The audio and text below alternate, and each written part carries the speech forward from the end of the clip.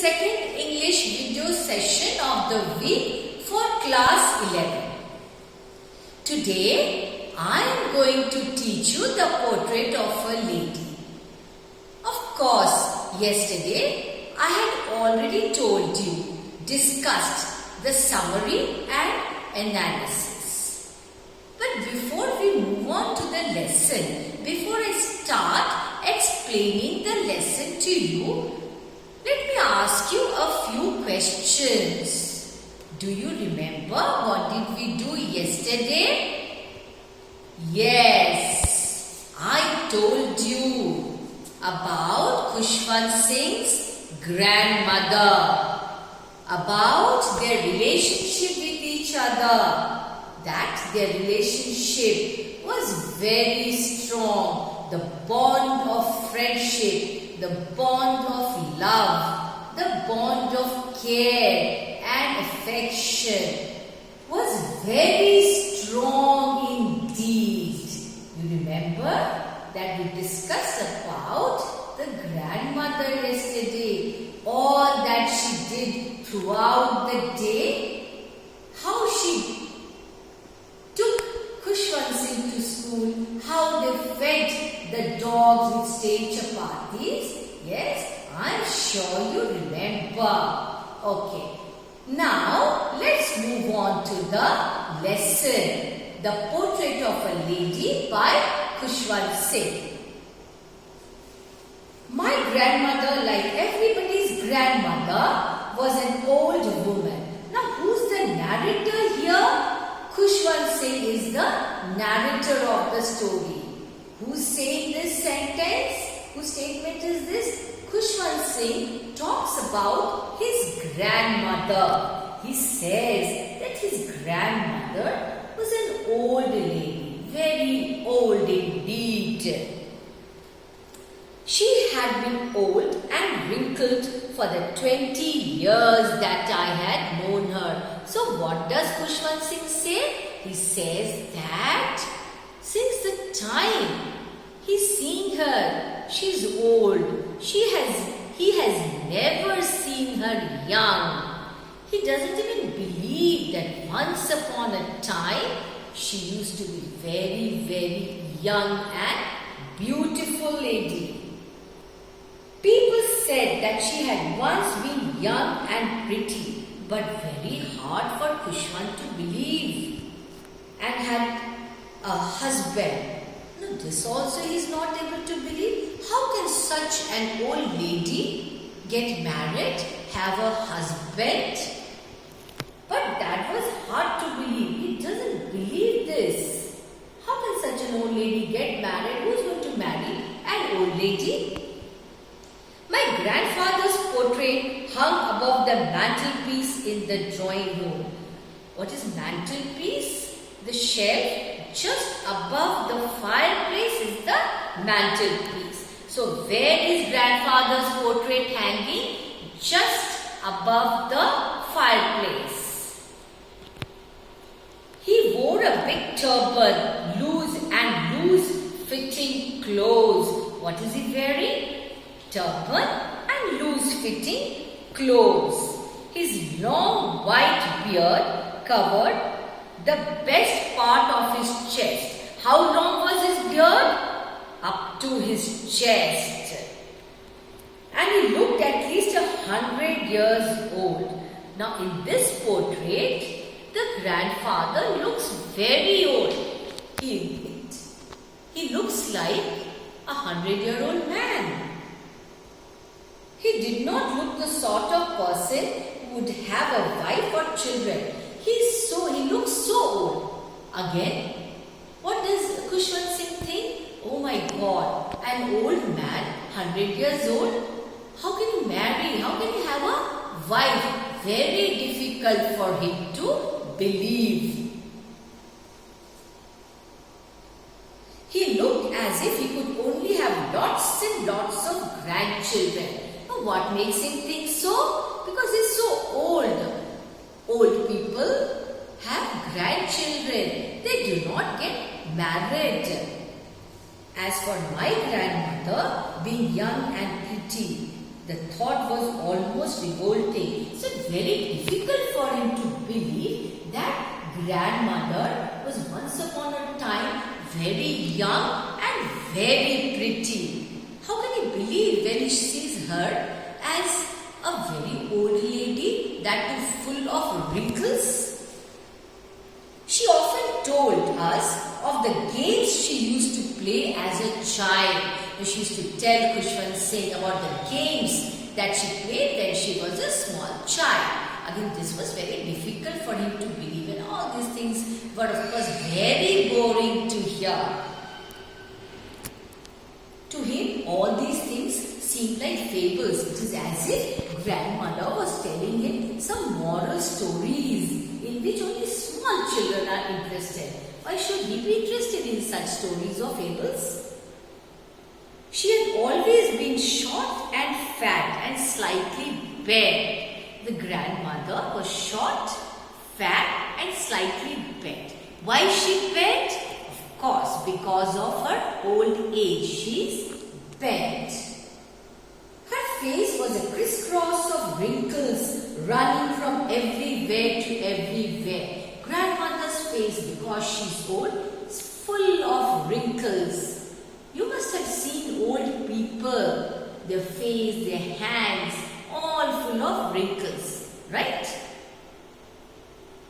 No, we were certain she had always been, as we had known her, old, so terribly old that she could not have grown older and had stayed at the same age for 20 years. Now Khushwant Singh feels as if grandmother had always been old. Now she's so old, she must have been old 20 years back also. She could never have been pretty. How can an old woman be pretty? It's very hard for him to believe. But she always was beautiful. She hobbled about the house in spotless white and one hand resting on her waist to balance her stool. She wore white clothes, white sari, and because she was old, her one hand would rest here because that would perhaps help her to walk freely. Of course, she's limping because of her age.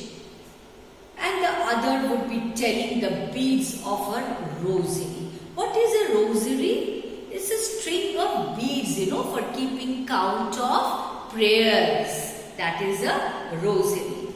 Her silver locks were scattered untidily over her pale, puckered face.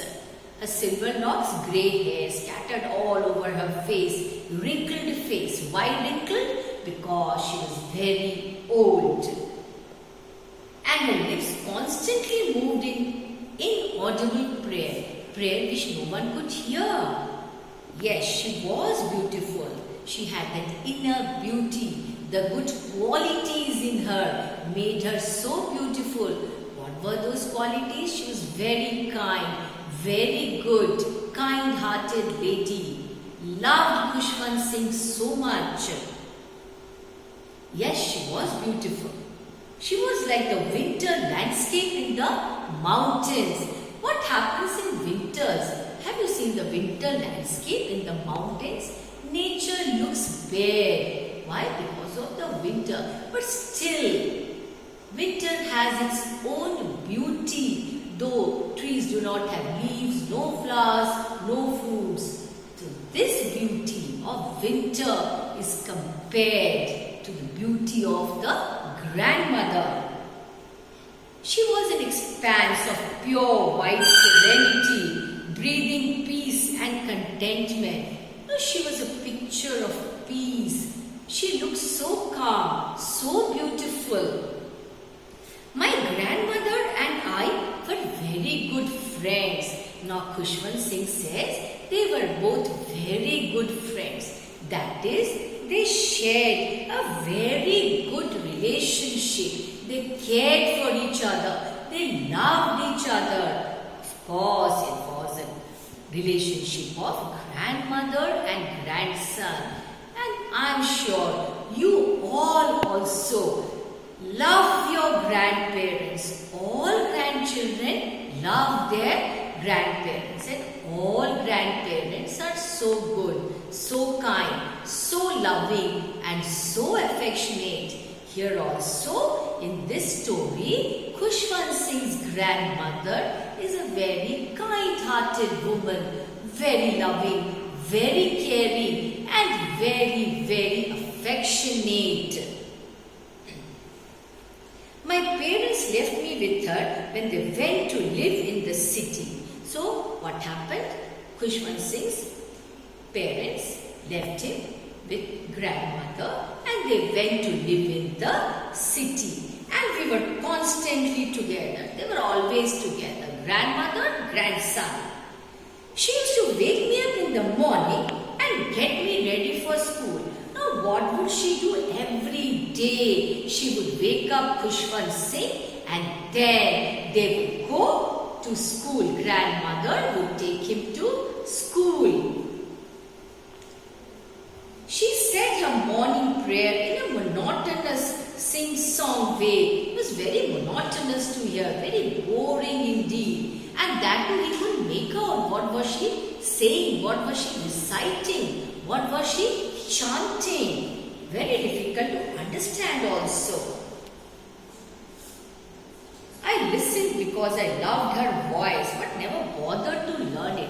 Now whatever grandmother was reciting, Khushwant Singh actually did not understand. He was not bothered to understand or to even learn it. Actually, Khushwant Singh loved to hear her voice. Then she would fetch my wooden slate, which she had already washed and plastered with a yellow chalk. Everything grandmother would keep it ready, whether it be the slate, whether the yellow chalk, everything she would keep it ready. And of course, not to forget, a tiny earthen ink pot. You remember, we also used to carry the small bottles of ink, blue ink specially, which we used to use in school, and a red pen. Tie them all in a bundle and hand it to you. Now they would be ready to go to school. After a breakfast of a thick stale chapati, so what would they eat? Both of them would eat stale chapatis, and then whatever was left they would pack and take. And on the way they would meet so many dogs. So they would feed the dogs with those stale chapatis. Now children, what does this speak about the grandmother? Yes, this tells us that she was a very kind-hearted lady, very fond of animals and birds. Even the dogs loved her so much, they would come running to her. My grandmother always went to school with me because the school was attached to the temple. Now what would she do? She would sit in the temple, read the scriptures, keep reciting her prayers. The priest taught us the alphabet and the morning prayer, while the children sat in the rows on either side of the veranda singing the alphabet or the prayer in a chorus. So this is what the children would do, sitting in the veranda. The priest would teach them how to recite prayers, how to chant prayers. And the grandmother would be very busy reciting her prayers, chanting her prayers, spinning the wheel and chanting the prayers, you know. When we both had finished, we would walk back together. They would go back together. Where would they go? They would go back home together. This time, the village dogs would meet us at the temple door. They must be eagerly waiting for them, because they know once again grandmother is going to feed us with stale chapatis. Very eager to be fed by grandmother. They followed us to our home, growling and fighting with each other for the chapatis we threw to them. See, they were already expecting that grandmother would feed them with stale chapatis. So they would start fighting with each other, trying to grab the chapatis. When my parents were comfortably settled in the city, whose parents? Khushwant Singh's parents. They sent for us. They they had told Khushwant Singh and the grandmother, okay, now you all can come and live with us in the city. So now they go to the city. Khushwant Singh and his grandmother now go to the city to live with their parents. That was a turning point in our friendship. Now this is the point from where changes start happening in what? The friendship between Khushwant Singh and the grandmother. Although we shared the same room, my grandmother no longer came to school with me. Of course, he's grown up now. Grandmother does not accompany him to school anymore. He goes in a motor bus. I used to go to an English school, and this, let me tell you, grandmother does not like at all. She does not like Khushwant Singh going to an English school. She is not interested. In fact, she does not want her grandson to go to an English school because she very well knows that once he starts going to English school, he will start learning Western science, Western music, and let me tell you, according to grandmother, his Western science, Western music and Western learning are all full of obscenity, which grandmother does not like at all. So do you know what she does? She just keeps quiet. She is passive. She just does not react to such a situation. She is always secluded. She remains secluded all by herself, busy reciting prayers, chanting prayers. When I went up to university, now he's grown up. Khushwant Singh now goes to university, and now grandmother, Khushwant's grandmother, accepts this with resignation. She becomes absolutely passive. She just does not react to his going to university. And as I have already told you, grandmother is not quite for all these things. She just wants that Khushwant should learn scriptures, chant prayers. That is all that she likes. Now children, let me tell you, you should read this story with concentration, attention. Make a note of all the difficult vocabulary. Look up the difficult words in dictionary and make a note of all the difficult words and try to frame your own sentence.